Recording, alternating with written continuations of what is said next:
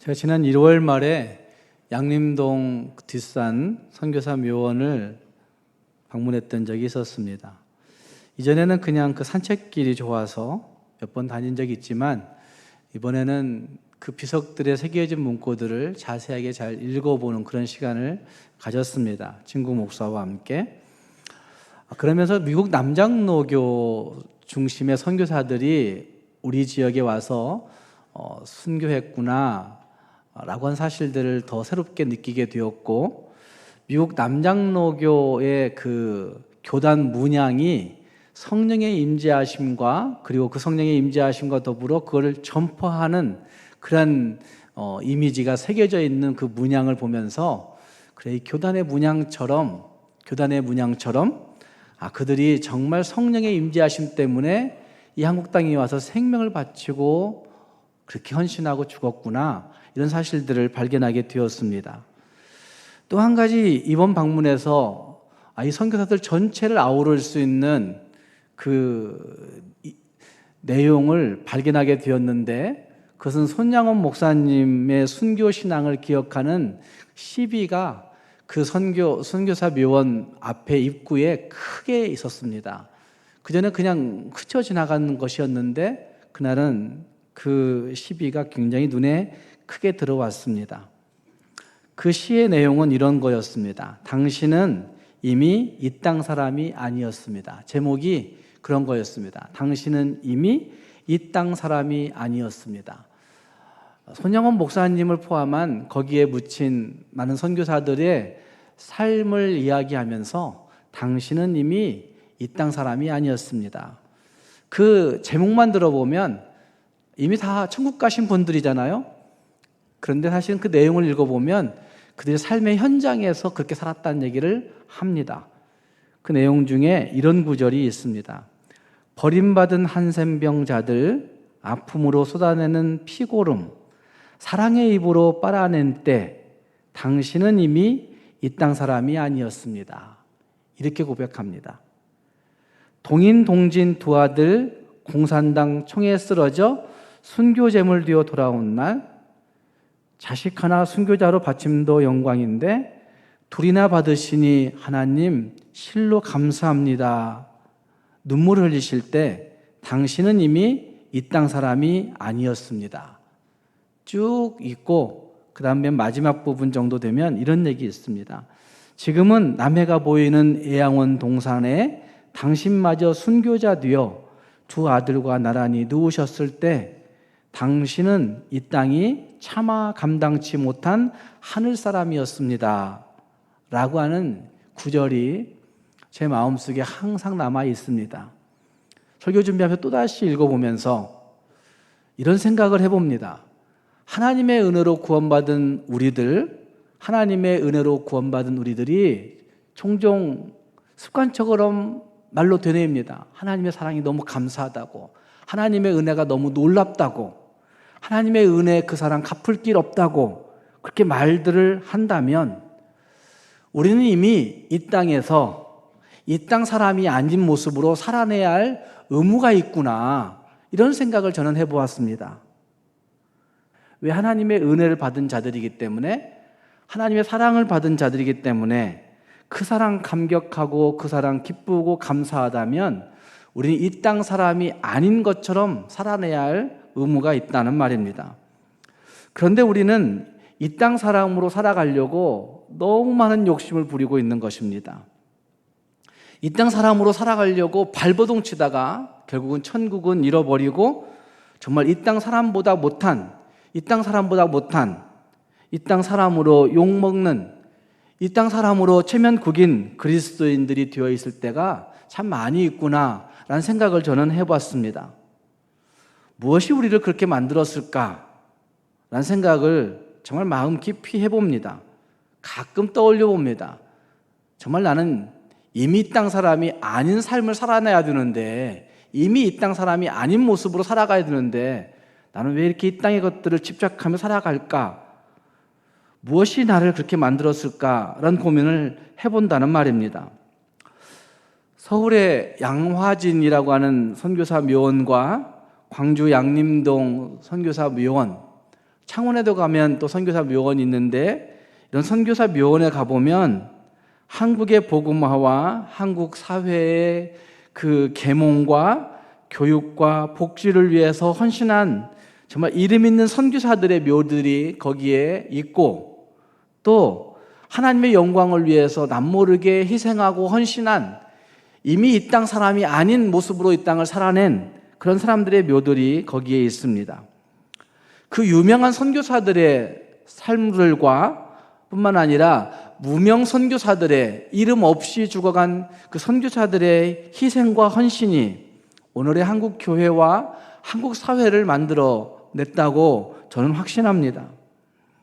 함께 읽은 말씀은 성벽을 건축한 후 새로운 역사의 흐름을 만들어냈던 사람들의 이름과 역할들이 10장에서부터 느헤미야 10장에서부터 그리고 11장 그리고 12장까지 계속해서 등장하고 있는 것들을 볼 수가 있습니다. 느헤미야는 쉽게 잊혀질 수 있는 무명의 헌신자들의 이름을 참 자세하게 기록하고 있는 것도 보여집니다. 지도자들만 기록하고 있는 것이 아니라 지도자들 아니 그냥 스쳐 지나가 버릴 수밖에 없는 그런 사람들의 이름도 정확하게 자세하게 기록하고 있는 모습이 거기에 나타난다는 말입니다. 이것은 작은 헌신도 잊지 아니하시는, 작은 희생과 헌신도 잊지 아니하시는 하나님의 마음이 거기에 담겨 있는 모습이라고 저는 생각합니다. 오늘의 말씀을 같이 생각해 보시면서 주님의 날에 주님에게 기억될 수 있는, 주님의 날에 주님으로부터 인정받을 수 있는 믿음의 사람들 되어야 되겠구나 결심해 볼 수 있기를 바라고, 정말 나는 이 땅의 사람으로 살고 있는가, 아니면 이미 이 땅의 사람이 아닌 그 모습으로 천국 백성의 모습으로 이 땅을 살고 있는지 우리 자신들을 물어볼 수 있는 은혜의 시간이 될 수 있기를 바랍니다. 이미 말씀드린 대로 느헤미야 10장과 11장, 12장의 말씀은 성벽을 건축한 후에 숨가쁘게 돌아가는 역사의 그 흐름 속에서 새로운 역사의 모습들을 만들어내고 있는 사람들의 이름과 역할들과 그들의 자세와 그들의 모습들을 잘 기록해 주고 있습니다. 위대한 일을 이루어낸 사람들도 거기에 등장하겠지만 사실은 그렇지 못한 사람들의 모습들도 이런 것까지도 기록해 라고 생각하는 부분들도 거기에 기록되어 있는 것들을 볼 수가 있습니다. 사람들은, 세상은 위대한 일을 한 사람들을 기억하기를 원합니다. 그리고 그것들을 추구하고 추앙합니다. 그러나 다른 사람들의 공로는 정말 드러내지 않으려고 하는 사람들의 그 못된 심성들이 모든 인간들에게 다 있습니다. 그러나 느헤미야는 쉽게 잊혀질 수 있는 무명 헌신자들의 역할들에 대해서 성전에 문짝 하나 단 사람의 이름까지 문짝 하나 붙들어준 그런 사람의 이름까지도 지면을 할애하면서 기록하고 있는 것을 볼 수 있습니다. 이건 단순히 느헤미야의 의도라고 하기보다는 인간의 역사 속에 수없이 잊혀져 간 많은 사람들이 있지만, 그러나 그럼에도 불구하고 하나님의 관점에서는 그들은 이미 이 땅의 사람 아니었다는 인정함이 거기에 내포되어 있다고 저는 생각합니다. 어쩌면 그들을 결코 잊지 아니하시는 정말 공평하고 실수 없으신 하나님의 의도, 하나님의 의도가 이 느헤미야서에 고스란히 담겨 있다고 할 수 있다는 말입니다. 느헤미야 본문으로 들어가 보면 당시 성을 건축한 이후에 역사의 전환기에서 느헤미야와 이스라엘 백성들이 했던 일들이 참 많이 있었습니다. 그런데 그걸 한마디로 말한다면 하나님의 역사 앞에 자원하는 마음으로 자기의 삶에 헌신했다, 이렇게 얘기할 수가 있을 겁니다. 하나님의 역사 앞에 자원하는 마음으로 자기의 삶에 충실한 사람들, 지금 이런 사람들이 여기에 기록되어 있다는 말입니다. 하나님의 역사를 살아내야 하는 것이 중요한 문제인 것이고, 하나님의 역사를 살아내는 그 마음 자세에 가장 중요한 자세는 자원하는 마음이 있어야 되는 것이고, 그리고 더 중요한 문제는 자기의 은사와 자기의 역할과 자기의 삶의 모습을 가지고 헌신하는 모습이 중요하다는 사실들을 이 본문이 잘 부여내고 있다는 말입니다. 여러분 알다시피 이미 예루살렘은 폐허가 되었던 성이었습니다. 느헤미야 7장 4절 말씀에 그 성은 광대하고 거민은 희소하여 가옥을 오히려 건축하지 못하였음이니라 라고 하는 말씀이 느헤미야 7장에 등장하고 있는데, 그 7장 4절 말씀에 기록대로 한다면 성벽을 건축했지만 그 성벽이 큰 넓은 지역에 걸쳐 있었고 그 주민들이 희소하여서 가옥을 오히려 건축하지 못한, 미처 건축하지 못한 그런 모습들이 거기에 있다는 말입니다. 예루살렘 성은 참으로 화려했던 도시였다고 합니다. 다윗을 거쳐서 솔로몬에 이르러서는 세계적으로 전무후무한 문화와 문명을 자랑했다고 이야기합니다. 뛰어난 건축술과 뛰어난 예술성을 가지고 있는 건물들이 있었다고 이야기합니다. 특히나 성전과 그리고 솔로몬이 거주하였던 그 궁전은 엄청난 예술성과 그 건축술과 화려함이 있었다고 이야기합니다. 이 세상의 어떤 화려함도 솔로몬이 누렸던 영화와 비교할 수가 없다고 이야기하는 고백들이 있는 것을 보면 어쩌면 정말 그 말씀 그대로 솔로몬이 누렸던 그 영화의 그 모습들이 예루살렘 성 안에 어떤 부분에 분명히 있었을 것입니다. 그런데 그 예루살렘 성은 동시에 항상 전쟁의 위협이 있는 동네였습니다. 항상 적의 위험이 있는 도시였습니다. 그래서 사람들이 그곳에 살기 좋아하는 도시가 아니었다는 말입니다. 굳이 그곳에 돈을 들여가지고 좋은 건축물 지어야 될까? 왕이 살고 있긴 하지만 그러나 굳이 그 땅에 살아야 되는 것인가? 라고 생각하는 그러한 곳이었다는 말입니다. 특히나 지금같이 핵무기나 다른 그 공중을 떠돌아다니는 그런 무기들이 있는 시대가 아니었기 때문에 사람들이 육탄전으로 성을 정복하고 행하는 그런 것들이 있는 것을 보면 그곳은 변방일 수밖에 없는, 항상 적들이 전투해야만 하는 변방일 수밖에 없는 그런 모습이 예루살렘 성이었다고 할 수가 있다는 말입니다. 그래서 70년간의 포로 생활부터 90년 후에 느헤미야가 와서 성을 건축할 때까지 160년간이나 그 땅은 폐허로 방치되어 있었던 땅이었다고 해석합니다. 70년간의 포로기 이후에 성을 재건하겠다고 사람들이 돌아왔던 적이 있었지만 또 적들이 들어와서 또 적들이 쳐들어와서 일부 회복해 놓은 것마저도 다 무너뜨리고 가버리면 조금 완성했다가 다 무너지고 나면 이제는 맥이 빠져서 더 이상 여기에 있지 못하겠구나, 이렇게 생각하는 곳이 그곳이었습니다. 그래서 풀과 무너진 벽돌들, 옛날에 화려한 잔해들만 놔둔 것은 참혹한 곳이 예루살렘 성이었다고 말할 수 있습니다. 이런 곳에 머물기를 좋아할 사람은 없습니다. 지금 우크라이나의 키이우 같은 곳에는 사람들이 살기를 싫어합니다. 다 빠져나왔습니다.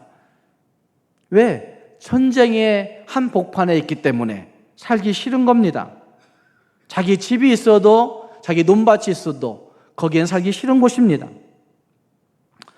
또 예루살렘 성에 머물기를 원했던 사람들은 치워야 할 수많은 쓰레기와 잔혹한 잔해들 때문에 어쩌면 그곳에 살기를 원하지 못했을 것입니다.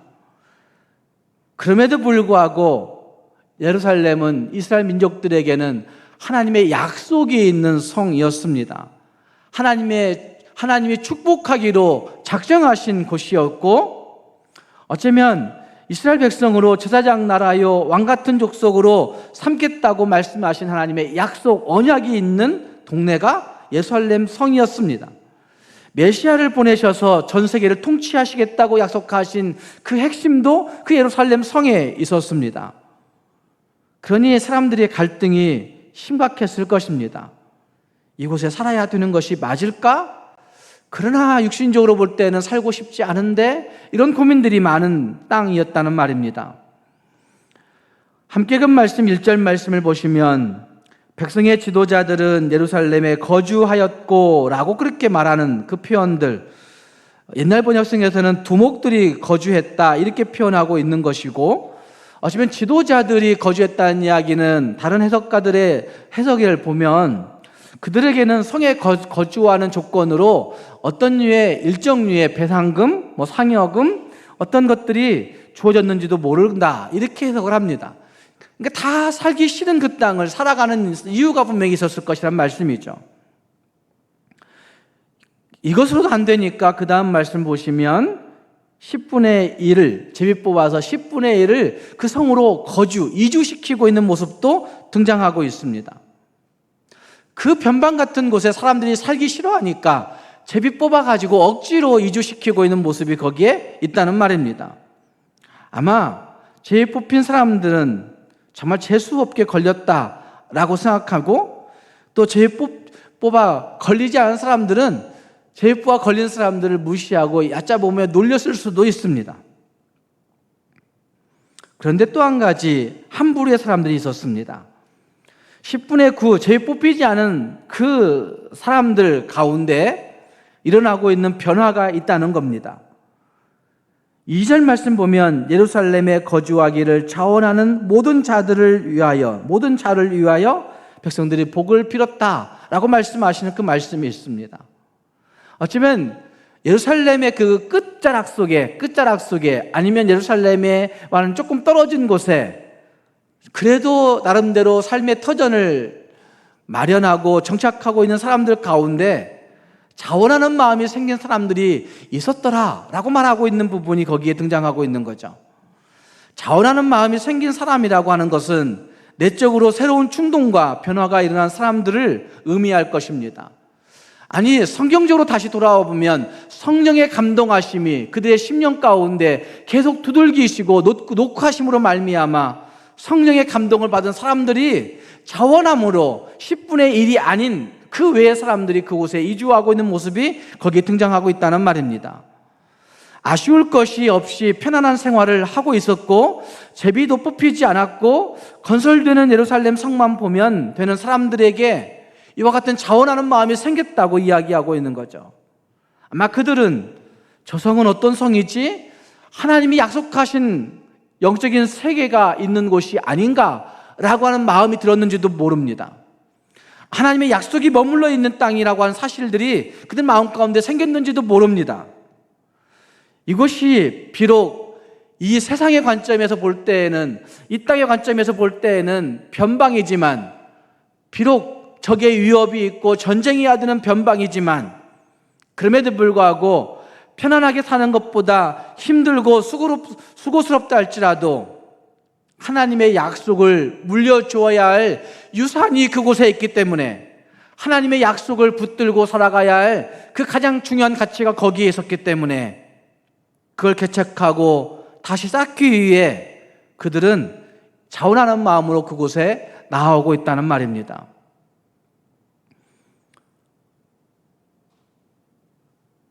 느헤미야는 이렇게 자원하는 사람들, 안락함과 기득권을 포기하고 무너진 조국을 위하여, 무너진 하나님의 약속을 위하여 자기 삶을 던지는 그들이야말로 진정 복 있는 사람이라고 여기에 기록하고 있는 겁니다.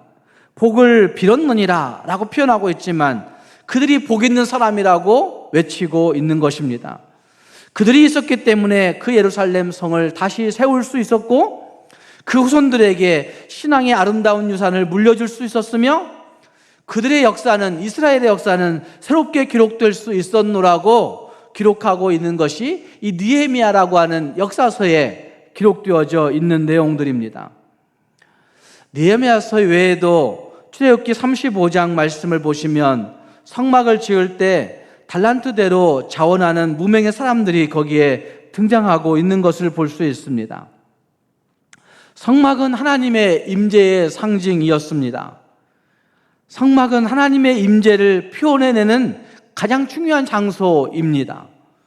무명의 사람들은 광야길을 걸어갈 동안 성막을 지켜냈습니다. 이스라엘 백성들은 그 성막을 볼 때마다 하나님의 임재를 체험하고 하나님의 임재를 그들 마음속 깊이 다시 체험하면서 성막에 나와 죄를 회개하고 하나님을 느꼈습니다. 백성들이 성막을 통해 공급받은 힘으로 포기하지 않고 가나안 땅에 이를 수 있도록 그 무명의 용사들이 출애굽기 35장에서도 성막을 잘 섬겼던 모습들이 거기에 있다는 말입니다.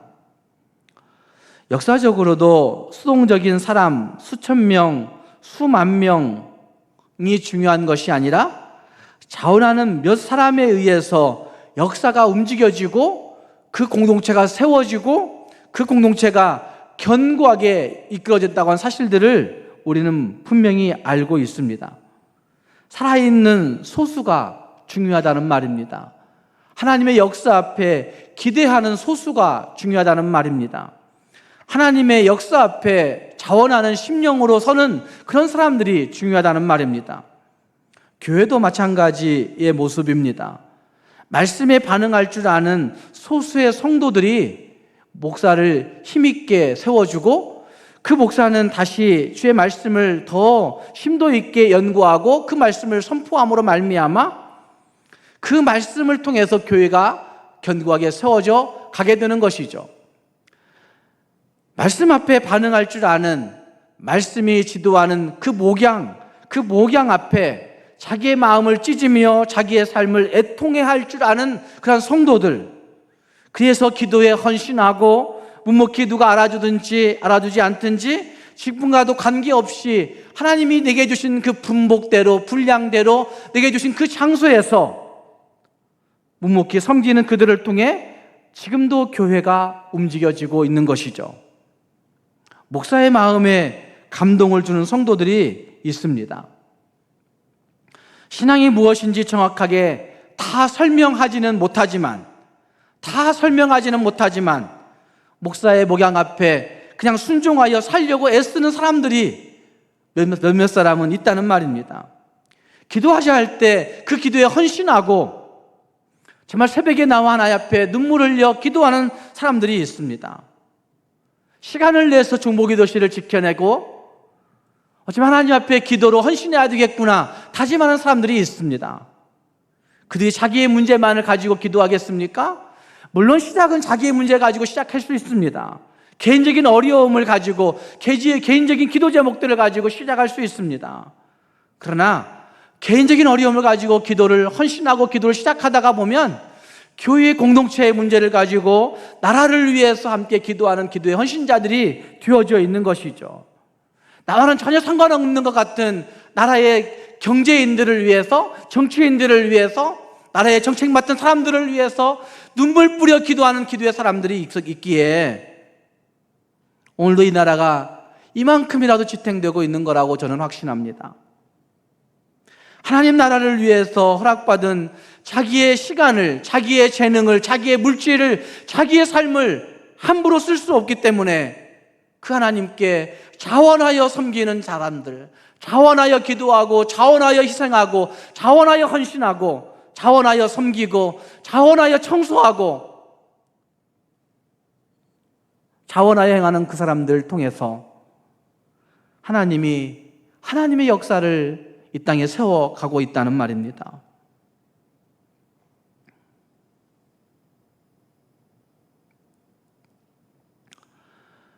오래전 영화인데 도리아의 소설 중에 서부 영화로 만들어지고 그리고 캐리 쿠퍼라고 하는 사람이 주연을 하여서 하이논이라고 하는 영화가 있습니다. 하이논이라고 하는 영화를 제가 다시 검색해서 내용을 쭉 다시 보니까 총을 찾아 살아가는 세상들이에요. 서부 때는 그랬을 거 아니에요. 총을 쟁취하기 위해서 총을 많이 가지고 있으면 내가 이길 수 있으니까. 그래서 무질서가 되어져 가는 거예요. 주인공인 보안관이 마을의 법질서를 사수하려고 애를 씁니다. 악당들과 대결을 벌이고 마을 사람들은 보안관에게 우리를 좀 도와달라고 요청하고 그렇게 행할 때가 있습니다. 그때 보안관이 마을 사람들에게 우리가 이 마을을 같이 지키자 이렇게 얘기해요. 우리가 이 마을을 같이 지키자. 그러면서 보안관이 마을 사람들에게 이렇게 얘기합니다. 총 잘 쏘는 사람을 나는 필요로 하지 않습니다. 총 잘 쏘는 사람을 나는 필요로 하지 않습니다. 내가 필요한 사람은 이 일이 내일이다, 이 일이 내일이다 라고 생각하는 사람이 나에게 필요한 겁니다. 이 사람 몇만 있으면 우리 마을은 지켜낼 수 있다고 캐리 쿠퍼가 보안관이 그렇게 이야기하는 겁니다. 오늘 마찬가지 교회도, 오늘 마찬가지 우리 민족도 어쩌면 편안하게 잘 살 수 있지만, 평범한 것 같지만, 그러나 그 일이 내일이다, 교회의 일이 내일이다 라고 생각할 수 있는 그런 사람, 정말 내일처럼 헌신할 수 있는 자원하는 사람, 이 몇 사람만 있으면 역사를 바꿔낼 수가 있습니다. 제가 우리 교회에 처음 왔을 때 오카노 목사님의 이야기 예를 들어서 한 적이 있었어요. 정말 하나님의 복음에 묵묵히 헌신할 수 있는 자원하는 10사람만 있으면, 오카노 목사님 그렇게 얘기했어요. 10사람만 있으면 내가 이 강남을 바꿀 수 있다고, 내가 이 강남을 뒤집어 놓을 수 있다고 오카노 목사님이 그렇게 얘기했어요. 마찬가지예요. 주의 말씀 앞에 전폭적으로 헌신한 10사람만 있으면 광주 땅을 바꿔낼 수가 있습니다. 저는 그런 용기가 있어요. 그런 믿음이 있어요. 사랑하는 여러분, 자원하는 그들을 통해서 느헤미야에 등장하고 있는 그 주님은 그 주님의 역사를 새롭게 써나가고 있는 모습이 거기에 분명히 등장합니다. 2023년 8월을 시작하고 있는 첫 주일입니다. 2023년 8월에 하나님의 역사책은 분명히 있을 겁니다. 하나님의 역사책에 나의 이름은 무엇하고 기록될 수 있을까? 2023년 8월이라고 하는 이 8월이라고 하는 역사의 장에 과연 나의 이름은 하나님이 뭐라고 하실까? 이런 고민을 한번 해볼 수 있기를 바랍니다. 편안하고 안락한, 그리고 자신만을 위한 삶이 아닌 정말 민족과 하나님의 나라를 위해서 자원하는 마음을 가지고 살겠다, 자원하는 마음을 가지고 헌신하겠다, 자원하는 마음 가지고 나는 함께 희생하겠다라고 하는 헌신들이 일어나게 될 때 각 개인 공동체와 가정 공동체와 교회 공동체, 민족 공동체에 진짜 희망이 있는 것입니다. 두 번째, 그들 중 성전의 일을 맡아 섬기는 이들이 있었다고 한 사실을 읽었던 말씀 그 뒤에 구절들에 보면 나타나고 있습니다. 11장 10절 말씀에서 12절 말씀을 보시면 거기에 반복되는 구절이 한 구절 발견됩니다. 11절 말씀에 또 하나님의 전을 맡은 자라고 하는 표현이 거기 나타나고 있고, 12절 말씀에도 또 전에서 일하는 그들의 형제니라고 하는 표현이 등장하고 있습니다. 이스라엘 자손들이 새 역사를 가지고 해야 할 수많은 일들 중에서 성전의 예배를 돕는 일에 헌신하며 봉사하는 이들이 있었다고 하는 사실을 이야기합니다. 이것이 굉장히 중요한 문제입니다. 성전의 일을 위해서 성전의 일을 맡은 자들이, 하나님의 이 전을 맡은 자들이 헌신했다. 하나님의 전은 여러 가지 일들이 있겠지만 하나님의 전이라고 표현되어지고 있는 그 중요성은 예배에 있는 것입니다. 하나님과 만나는 예배가 없다고 한다면 이 전은 쓸모가 없는 거예요. 하나님과의 만나는 예배가 실패하기 시작했을 때부터 그들은 언약에 대한 의심이 생기게 되었던 것이고, 언약이 흔들리기 시작했던 것이고, 언약이 흔들리기 시작할 때부터 이스라엘 민족은 자기 쾌락과 자기 이익에 앞다퉈 살아갔던 일들을 볼 수가 있습니다. 자기 쾌락과 자기 이익에 앞다퉈 살아가게 되었을 때 결국 그 공동체 안에, 그 민족 공동체 안에 윤리와 도덕이 무너지고 공동체는 점점점 파괴되어 가버렸던 것들이 이스라엘 민족의 역사라고 할 수가 있습니다. 그러니 다시 공동체를 세워가는 일에 가장 최우선 가치를 두어야 될 곳은 예배를 드리는 일에 있다는 말입니다. 예배를 드리는 가운데 하나님의 살아계심을 체험할 수 있게 되는 것이고, 죄 가운데 살아가고 있지만 여전히 죄를 지고 죄를 이고 죄를 가지고 살아가고 있지만, 그러나 하나님의 사유하심의 은총이 더욱 크다고 하는 사실들을 맛보게 되는 것을 볼 수가 있습니다. 우리 인생의 일들이 무가치하고 무의미하고 정말 가치 없구나, 허전함을 느끼고 살아가지만, 그러나 하나님의 살아계심을 임재하심을 체험하는 예배를 경험하게 되고 나면, 내 인생이 버려진 인생이 아니었구나, 여전히 하나님이 나를 사랑하시는 존재구나, 내가 여전히 하나님 앞에 가치 있는 존재구나라는 사실들을 발견하게 되는 것이기 때문에 우리 모든 인생 가운데 가장 중심에는 예배, 하나님의 전, 이것이 있어야 된다는 사실을 보여주고 있는 것이죠. 이와 같은 예배의 기적과 예배의 기적을 아는 이들이 예배를 생명처럼 귀하게 여겼던 것이라 본문을 해석할 수가 있습니다. 예배를 위해 헌신하는 이들이 있었다는 말입니다. 사랑하는 여러분, 예배가 중요합니다. 가끔 주일 새벽에 잠을 일찍 깰 때가 있습니다. 여러 가지 생각이 떠올라서 말씀이 떠오르고 성도가 떠오르고 교회가 떠오르고 그럴 때가 있습니다. 그러면 한 2-3시 이렇게 깨가지고도 예배를 생각하고 오늘 예배당에 들어올 때 누구든지 조금이라도 인상 찌푸리지 않아야 할 텐데, 예배하는 마음에 집중해야 될 텐데, 오늘 어쩌면 예배를 드리는 사람 가운데 죽느냐 사느냐의 절박한 문제를 가지고 고민한 사람도 있을 수 있을 텐데, 그런 사람이 온다면 정말 주님을 만나 그들의 인생의 중요한 터닝포인트가 오늘 예배가 되어야 될 텐데, 이런 생각들을 가지며 기도로 준비할 때가 있습니다. 사랑하는 여러분, 우리를 살릴 수 있는 예배가 가장 중요합니다. 예배에 실패하면 하나님의 사람들은 모든 것에 실패할 수 있습니다. 예배의 감각이, 예배의 감격이, 예배의 감동이 사라지면 우리는 영적으로 심각한 위기 가운데 허덕일 수 있습니다. 예배의 외적 다른 사람들의 문제가 아닌 것입니다. 예배를 드릴 때 내 심령이, 내 심장이 하나님께 통해서 뛰고 있는지, 하나님의 심장과 같이 뛰고 있는 그 심령이 되어 있는지, 이게 굉장히 중요한 문제인 것이죠. 사랑하는 여러분, 하나님의 전을 맡은 자들, 하나님의 전을 위하여 헌신한 자들이 있었다는 사실들을 다시 기억하면서, 하나님, 내가 주님 앞에 나올 때마다 예배를 통해서 주님 만나기를 소원합니다. 주님 나를 만나 주세요라고 외치면서 주님 만나고 우리의 삶이 바뀌어질 수 있는, 주님 만나고 우리의 삶의 의미를 발견할 수 있는 저와 여러분이 될 수 있기를 주님의 이름으로 축복합니다. 또 한 가지, 무명의 사람들 가운데 이런 사람도 있었음을 볼 수 있습니다. 17절 말씀에 거기 쭉 살펴보면, 그는 기도할 때에 감사하는 말씀을 인도하는 자가 되었고 라고 이야기하고 있습니다. 어떤 사람이 되었어요? 기도할 때 감사하는 말씀을 인도하는 자가 되었고. 기도하는 사람들이 많이 있습니다. 이 땅에 하나님께 무릎 꿇는다 이야기하는 사람들이 많이 있습니다.